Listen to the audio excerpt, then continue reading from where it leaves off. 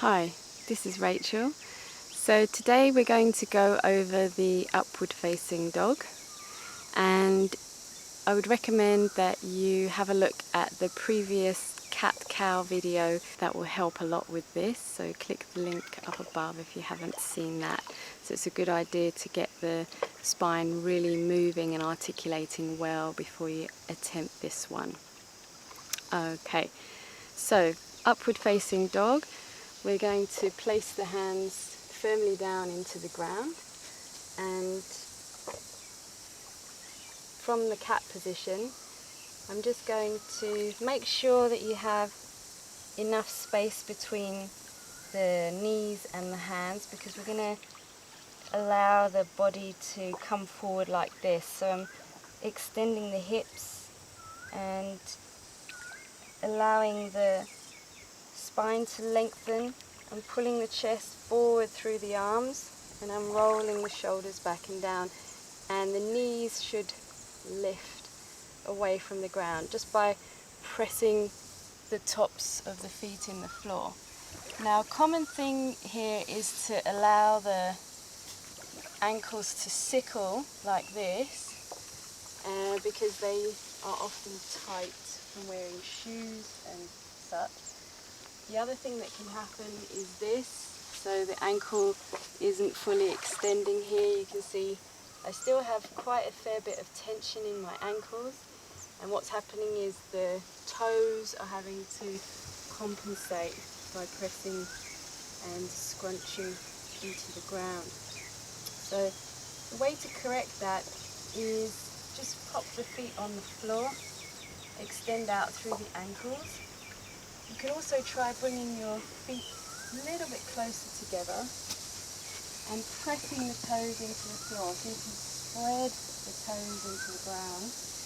And then I have to have a very firm foundation into the hands, and then you can see from the pressure of the feet into the ground, I'm going to try to pull my hips away from my feet, pull the chest forward and roll the shoulders back and down, and then lift up and extend through the neck. And the drishti is down the nose, so I'm looking down the nose. So how do I do that? Well, if you imagine that you're pressing the tops of the feet in the floor, and then the whole of the front of the body is then stretching and opening, so you have this long line, and it's coming from the feet pressing into the ground. And the way to really emphasize that movement is to work on the internal strength. So what I'm actually doing is gently lifting up through the pelvic floor, Mula Bandha as it's known, and I'll do a video on that soon, and drawing the lower abdomen into the body.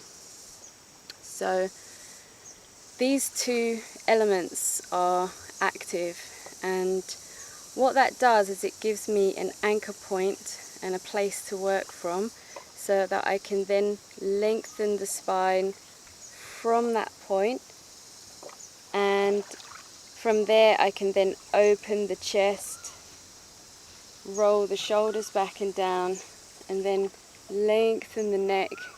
And then the last thing to lift in the upward dog is the chin, and that happens very slowly so that I can avoid collapsing the back of the neck like this. So you don't want that to happen, and the way to avoid that from happening is just to keep the eyes down the nose, so you're just observing the movement as you gently lengthen here. So the common thing is that people throw the head back, and that often happens from lifting the eyes up. So you're looking up and the head just drops back, and this area can get very weakened over time with that repetitive movement, and the neck can become weak.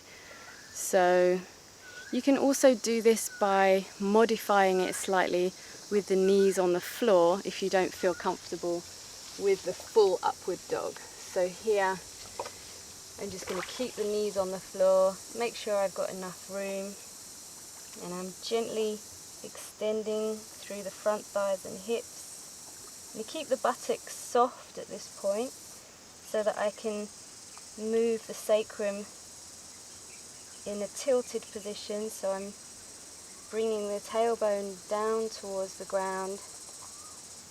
And then from here I'm gently engaging pelvic floor, lower abdomen, and allowing some traction through the spine. So you can see here that my belly button, the front of my body, is gently starting to lengthen, lengthen, lengthen. And then I'm opening the chest, opening, opening, opening, rolling the shoulders back and down.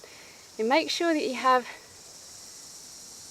no pain in the lower back, so you can bend the elbows if necessary here, and just experiment to see what works for you. So different people have different proportions. There's no set one rule for everybody, and you can try lifting the knees off the floor if you feel comfortable. And the idea is that I'm trying to open and extend and stretch the whole of the front of the body, lengthening the neck and lifting the chin.